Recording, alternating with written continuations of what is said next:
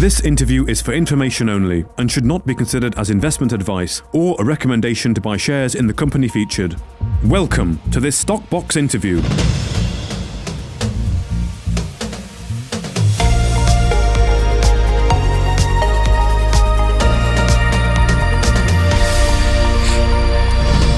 Well, today I'm joined by James Knowles, Chairman at First Class Metals. James, thanks for coming on. How are you doing? Great, Dan. How's things at your end? Very well, thank you. So you've continued a busy news flow period for the company this week with the news that you've now raised 1 million for a placing completed at 3.8 pence per share. Can you tell us about the raise and why now was the right time to raise capital? Yeah, that's a good question. It's something we've deliberated over quite a bit, actually. First thing I want to make clear, we didn't really need these funds at the moment. We were well funded for the programme we had in mind this year. But as always, with an exploration company that's got multiple opportunities, you can expand upon your programmes and you can increase such. So that was one factor. And the other factor was the quality of the investors that we're bringing on are institutional grade investors. We got approached via our broker to bring these people onto the register.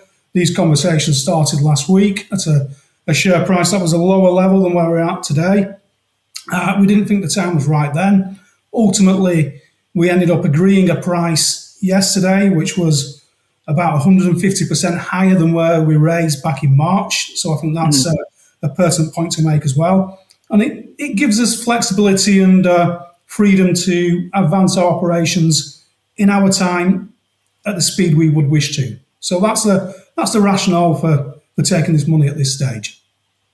Understood. So a key ongoing development at the company is the monetization of one of your Ontario assets. Yeah. So I wonder, how should shareholders view this placing in the context of that strategic transaction? Well, first of all, absolutely that transaction is progressing, and it's progressing at pace. One thing we can't ultimately control is the point of closure and completion, which we're working towards with the other side. I'd say as far as transactions go, the relationship both entities have got is a very amiable one. We're both working together in the right spirit, but we don't control the closure point, which is key to ultimately receiving funds and using those in the company for our purpose of further exploration. So we're working to get this transaction over the line as quick as possible. It's happening. I'm very confident it will happen. But as far as timescales go, we can't give a definitive. I think Mark said last week within 30 days of the point when he did an interview with you guys. I still think we're very much within those timescales now. It's just a case of that we can't control these events. And over in Ontario, you've got a short window of opportunity for actually doing your groundwork. As I say, we've got multiple opportunities to focus on over there.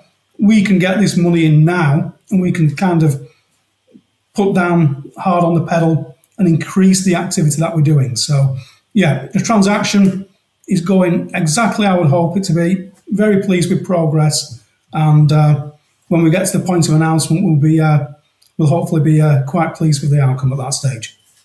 Good. So it's a case of that transaction's progressing nicely, but in the meantime, this gives you some money to advance the opportunities that you still have in the portfolio.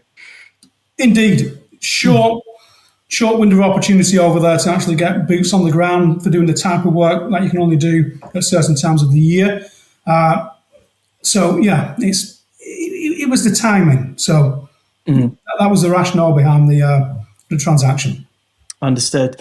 So continuing on from that, can you walk us through the benefits the funds you've raised provide both to the business and your exploration portfolio? How is it going to be allocated?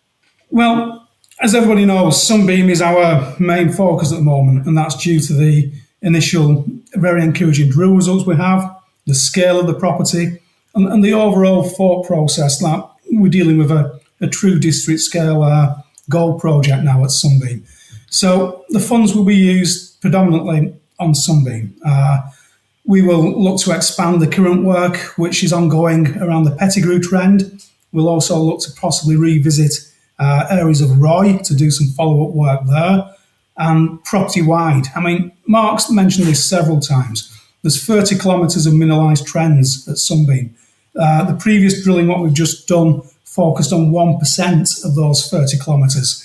So there's an obvious need to bring elements of the 30 kilometres which we haven't focused on to the same level of advancement of which the Roy prospect was before Christmas, early this year, before we commenced drilling. And these funds will give us the opportunity to get on there, get on the ground now, and actually get more confidence about the targets that we ultimately will look to progress to further levels of exploration, including drilling at some stage in the future. So, yeah, we're in a very enviable position with a great project, plenty of opportunity, and now we've got more than sufficient funds to put a program in there that's fit for purpose.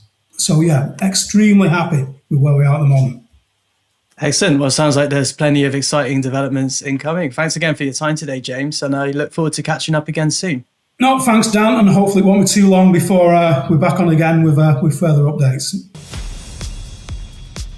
If you enjoyed this interview, then give us a thumbs up, a like or a retweet. Subscribe to us on YouTube or follow us on Twitter and hit that notification bell to be the first to know when we release new content. There's loads of great content on our website too, across all our programs at stockboxmedia.com. Thank you for watching.